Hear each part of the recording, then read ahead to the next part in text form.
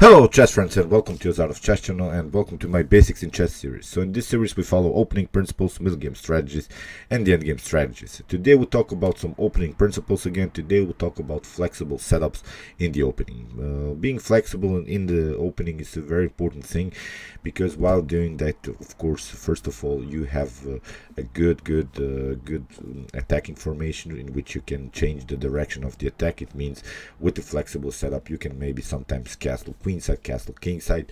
You can develop your pieces on both sides. You have many attacking possibilities, and that's why it's very important. Being flexible is also important because you're restricting your opponent's flexibility, because in some occasions your opponent is sort of forced to maybe castle on one particular side when you play these flexible setups, because then he has to do that, and it's also a very important thing to understand where your opponent is going to castle, where you're going to attack him maybe in the continuation of the game. But the more important thing about these flexible setups in the opening, you'll see now a couple of examples, is that you're restricting basically your opponent's ability to play. You're forcing your opponent not to place the pieces on the best squares, and while develop your pieces, it really restricts his later activity, because you see it's not the same if you move the pieces on one particular way. You have to move your pieces in really in sort of a correct move order in order to stay flexible, because your opponent, as I mentioned, don't want to allow him to have this flexibility in this opening setup. So let's see now a couple of examples of these flexible setups. As I said, it's very important to create good opening preparations. Here is one particular setup that I like. It's flexible. It's the so-called 150 attack against the Spurs defense, or the East Indian or King's Indian setups, because of course black and white still have good chances to win the game. But you see, in this particular setup, the bishops are perfectly fine. They're directed on both sides. I have the possibility here to place some pawn breakthroughs in the middle of the board. These pawns are controlling the center very well, and the knights are centralized, so they're on the best squares. They're already attacking the other side of the board. It means the fifth rank here on black's position. But in order to create this setup, you have to play these pieces in the correct move order. It's not the same, as I mentioned in some of my videos, it's not the same if you move first this knight on c3 or the knight on f3. You see now in this particular example that gaining this particular setup, you have to play the move order very correct. So here let's start this opening d4, and your opponent answers with knight on f6. Now in order to get this setup, you can choose now to play knight on c3 or knight on f3. So you can pause the video and try to solve which move is more flexible, the move knight on f3 or the knight on c3. So of course, while developing these pieces, in order to get this setup, the most flexible move is of course knight on f3, not knight on c3, because after knight on c3, you see your opponent can play something like d5, and in the continuation he'll try e6 and then maybe c5. I'm not saying that you lose the game, but you see here black has a good flexibility. You haven't played this common c4 move, which is common maybe for the queen's gambit decline, and with this knight on c3 you prevented this very important move for white. So that's why this knight on c3 is not so flexible. Knight on f3 is much more powerful. Here knight on g6, and here now finally knight on c3. Here after potential d6, we can of course gain the control of the center with these two pawns. It's also very important. You see we're controlling this very important center here, the 4 squares on the 5th rank, also with the support of this knight. And here if your opponent tries bishop on g7, again we have now several options. In order to get this setup, now you can choose it. Should we play first the move bishop on e3 or first the move bishop on d3? Which one is more flexible? Which one is not allowing your opponent to have a good activity with the pieces? Let's try this move bishop on d3. So the bishop on d3, it's still common theory, but I'm not saying if you have a good preparation with this move bishop on d3, but you see you're allowing your opponent maybe to immediately play the move c5, cracking your central control. And you see the problem is after potential d takes c5, after d takes c5, we don't have anymore this potential trade of the queens on the d file, because if the bishop, of course, wouldn't be there on d3, then we would love to grab this queen here on d8 and then prevent black from castling and try some dangerous threats with the rook on the d file. This is not possible because you have placed the bishop here on d3, and the c5 move was possible immediately. I'm not showing you now these principles through this computer evaluations or through really deep opening preparations. I just want you to show you which move is more flexible. The better move here is to play the bishop on e3. It prevents immediately this c5 idea. You see, you're not allowing your opponent, that's what I meant, you're not allowing your opponent to develop the pieces on the best squares to create immediate counter-attack possibilities. With bishop on e3, okay, black can try something like knight on g4, and you can play maybe something like a bishop on g5, but here after h6, bishop on h4 and g5, bishop on g3, it's again, I'm pointing out, still common theory, but with this bishop on e3, okay, black had his fun here with his two pawns. He kicked the bishop away, but has left also some weaknesses here on like squares, and in the continuation, if black castles here, you see again these like square problems would be hard to solve here for black. So that's why after bishop on e3, here castling can be played, and now again we have a choice. Should we play again this move bishop on d3 or queen on d2 in order to get this setup? So it's not the same, the bishop on d3 or queen on d2, both are good moves, but which one is better? Which one really restricts our opponent's ability to play? Which one is much more flexible and restricts also the flexibility of our opponent? For me, it's clear that the better move is queen on d2, because first of all, it prevents this bishop on g4 ideas. You see, if we would have played here bishop on d3, then bishop on g4 creates this annoying pin here of the bishop against the knight. So that's what I mean. While playing on this setup, we want to have as good possible. We want really to have good possibilities to develop, but really not leave our opponent so many chances to develop his pieces on the best squares. Bishop on g4 is already a good idea, because if you play something like bishop on e2 to get it back, to get out of the spin, you have broken this rule to not to play with the same piece twice in the opening. So that's why here the queen on d2 is much more powerful. Again, if you try something like bishop on g4 now, then we can play simply knight on g5. This spin is not something that you have to worry. After potential h6, you see we can play h3, and now after maybe knight on g4, we would then have a good continuation here after f3, kicking away the knight. Then the idea would be bishop on h6 to trade off the bishops, and then after queen takes on h6 with the support of this rook, we would have then a very powerful checkmate threat on the h file. So you see, after bishop on e3, here your opponent can castle, and then after queen on d2, here if you try something like knight from b to d2, b to d7, now we can play on our idea to play bishop on d3, because now it's finally perfectly fine. You see, with this knight on d7 move, we have now the possibility to develop our bishop. This bishop is blocked out, and that's what I mean. You see, before this move, the bishop had some activity. After this move, queen on d2, this bishop on g4 doesn't make so much sense.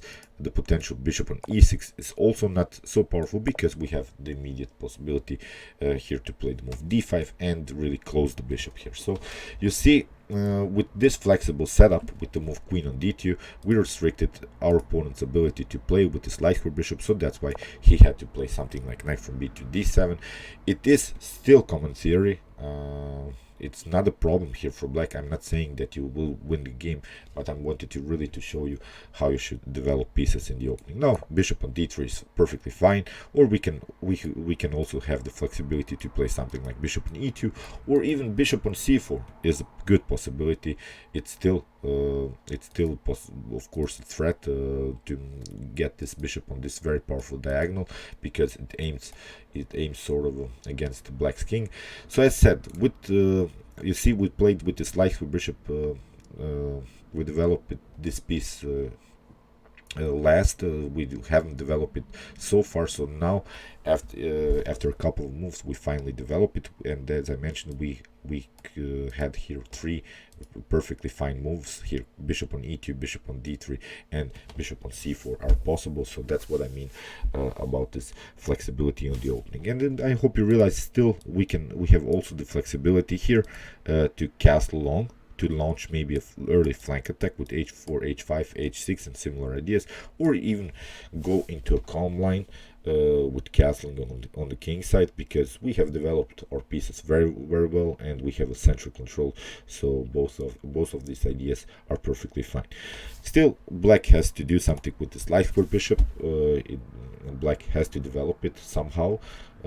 Maybe with b6. Here with b6 you're leaving again some light square problems. You see, we don't have any problems here in this particular setup, because we don't have weaknesses on the 3rd or 4th rank.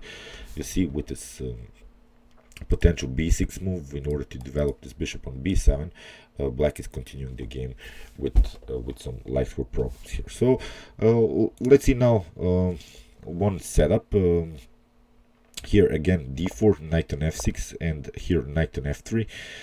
What I like about this knight on f3 more than this c4 move, which is the most often played move these days, it can transpose always into some aggressive lines like the Benko gambit. Here after d5 your opponent can choose to go into this Benko gambit with b5, and here you have already so much theory to learn. You have to learn this Benko gambit, how you should play against the Benko gambit. Here with the move knight on f3 you're leaving sort of the flexibility, and now if your opponent tries to transpose into the Benko gambit, you can go simply d5. And if you try something like b5 now to get his setup, as I said, we are playing always sort of a setup that we like. Black is when we have a Benko gambit player, for instance, he will try always this kind of setups, because he's familiar with his tactical ideas, with his progressive ideas in this particular opening. And after b5 we have now again two good options in this opening. We have now the possibility to play bishop on g5 to create some positional threat, sort of. We are threatening here to take the knight on f6, and we have also the possibility to play the move a4. You can pause the video and try to think about this position, which move is better, which move is much more flexible for white, and also restricts black's ability or black's flexibility in the continuation of the game. For me, it's obviously the move a4, because a4 is really already challenging black. Black has this 2 very powerful connected pawns on the 5th rank. They are really flexible, and after this potential a4 move, you forcing basically your opponent to play the move b4, and now black has advanced the pawn. It's still a firm pawn structure, but it's also a static pawn structure. Now we have solved really our problems on the queen side. Now this pawn structure is not so dynamic. We see we're also having a good square here on c4, where we could create sort of a blockade against this potential c4 move by black. So in the continuation we can try maybe something like bishop on g5 now. If bishop on b7, now bishop takes on f6, you see after e takes f6, we have now a very static position. Still we don't have problems. We can try something like e3, and also knight on d2, knight on c4. This knight on c4 would be very powerful in this square, and maybe also advance the pawn here on e4. So this would be a perfect setup here for white. If we try, let's see the possibility, if we try the bishop on g4 instead of a4, it leaves now black's some kind of counterplay, because as I said, this main flexibility of black is it's also his main power. So that's why he'll try probably to go knight on e4, knight bishop on f4. This is still common theory in these types of setups. Here after queen on a5 we have c3, bishop on b7, and now e3. You see, you cannot advance the pawn, of course, on e4. It would be perfectly fine if we could have played here the pawn on e4 and support our d5. Here after knight on f6 it's already dangerous. You see, black has attacked this pawn twice, and you see, you without playing this a4 move, you left black some possibilities to attack you, to create aggressive attacks against your advanced pawns. Black has also a very nice development. Here you basically would be forced to play something like d6. So d6 is of course here met with e6, and now black would try something like g6, bishop on g7, and here he can develop. Although you have this advanced pawn, it's also sometimes an object of black's attack. It would be our black's main target. So as I said, here a4, in this opening, when you see that your opponent has a flexibility, has a good pawn structure, you should met it, and you should try to play counter attack against his flexibility, because now after the potential b4 move, it leaves now us the opportunity to play flexible. Now we can try something like, as I said, bishop on g5. Here let's see the continuation, bishop on b7, and now we can play e3. Let's imagine maybe something like g6. We can play knight pardon me, we can play something like bishop on c4 first, and then after that knight on d2, then also advance the pawn here on e4. We have also the possibility to push this pawn much further, a5, a6, and similar ideas. So see, we have now a good flexibility in this particular line. After bishop on g4, basically we were a little bit forced to do something all the time. You see, we had a check, then bishop on b7, then e3. We want to develop this bishop, then again knight on f6. We have to react. You see, you left your opponent counterplay. So here is a position in the queen in the semi-Slav, the defense queen's gambit decline semi-Slav setup, the exchange variation. And here I want you also maybe to pause the video and choose between the move queen on c2 or bishop on g5. Which move is much more flexible? Which move is not allowing your opponent to create an immediate counter attack or an attack or some flexible setups himself? For me, the obvious move is of course to move queen on c2, because first of all, the queen on c2 is not allowing the bishop to develop on this very powerful square f5. If your opponent develops in these types of setups his light square bishop, it will be very dangerous. So after queen on c2, you see, you restrict your opponent's ability to play, and now he can try something like, I know, bishop on d6, and it leaves now again us the flexibility to place our bishop where we want. We have now several options: bishop on d2 or bishop on g5. The same idea, if bishop on e7, then we can also try bishop on g5. But we can also play the move bishop on f4. So you see, we have now chances to develop how we want. Basically, we have forced black to do something with his pieces, and we didn't leave him such a good flexibility in the continuation. So after queen on c2, you see it. I think this move is much more powerful from an opening point of view than this bishop on g5, because bishop on g5 can be always met immediately with the move h6. Again, bishop on h4 can be also met with g5 immediately, or your opponent after bishop on g5 can play something like bishop on f5.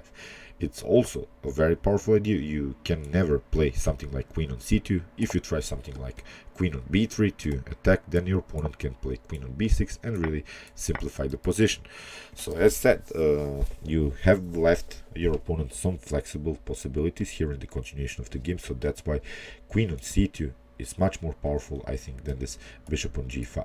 So let's see now good opening setup. It was a game played by Pascal Racouet. Here with the white pieces, he played first the move e4, and now g6. Now we can choose if we if we are we playing with the knight, are we playing with knight on f3, or are we playing the move d4? Which one is more flexible? Of course, d4 is much more flexible because it leaves us now the opportunity to decide where we want to go with our knights. We can always play something like c4, or we can also play f4. It leaves really now us the flexibility in the continuation of the opening. Bishop on g7, we have knight on c3, and here d6, and now bishop on e3. This is now the setup that I've mentioned in this first example. Here we have a6, and this is now also black's flexible setup, because black leaves a little bit the opportunity to stay with the king in the center, because most of the times these games end into this opposite side attacks where white will launch an attack on the h file, but black will launch an attack with the potential b5, and then after that also with the move b4. So here queen on d2, again leaving the flexibility, because here after potential b5 and b4 we have now the flexible square. Here we can always sometimes jump with the knight on d1, then play something like f3, and then after that place our knight on f2, which would be also a good setup in the continuation. So here you see knight from b to d7 was played with the preparation to play the move c5 or immediately e5. So that's why f3, because we're not allowing after potential knight on f6 our opponent to kick away the bishop on e3. So here you will have b5, and now h4. You see, black showed his cards a little bit with this potential b5 move that he's going to launch an attack on the queen side, so that's why we're launching attack here on the king side. We have knight on f6, here g4, we have h6, and now knight on h3. You see, knight on h3 is much more powerful than knight on e2, because after knight on e2 you have blocked your bishop, and it's still not a flexible setup. Here knight on h3 is much more powerful because we have now the opportunity to place the bishop on g2. We can place it on e2 or even on d3, depends on the position, of course. In the continuation we have knight on b6, and now b3, preventing knight on c4 outposts. Here we have h5, we have g5, and now knight on d7. Now a4 is also a very important move, because we are really forcing now black to advance this pawn on b4. Okay, it gives black now tempo after knight on e2, but it's not a flexible position anymore. The attack on the queen side is stopped. The pawn is blocked out. It cannot move any further. So here after a5 we have now f4, we have bishop on b7, we have bishop on g2. You see how important it was to place this knight on h3, and here after c5 you see black played on a very aggressive way here on the queen side, and now you see because of this flexible setup, white is going out of the attack, has also the possibility to castle on the king side, because black stayed also very long with the king in the center. White did also the same thing, because they're really a little bit challenging. They're really forcing his opponent, you castle first, then I'm going to attack you. Here with the flexibility in the game, white after a couple of moves also played a very surprising move and castled here on the king side.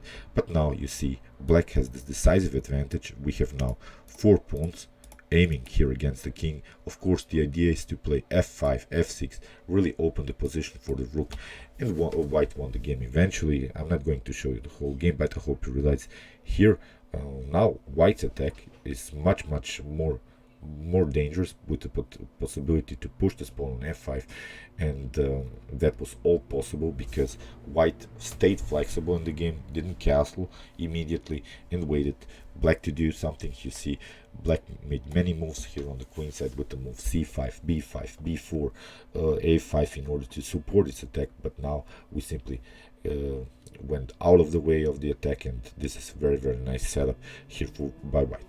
Okay, I hope you realize these ideas. As I said, in order to get this kind of setups, you have to move the pieces correctly. It's not the same if we move first the dark square bishop or the light square bishop, although we're familiar with its openings, but sometimes when we play the different move order, we're leaving our opponent some counter play possibilities, and that's not good. We want to place our pieces in the best way, not allowing our opponent to do anything in the continuation, and this is how you should develop pieces in the opening.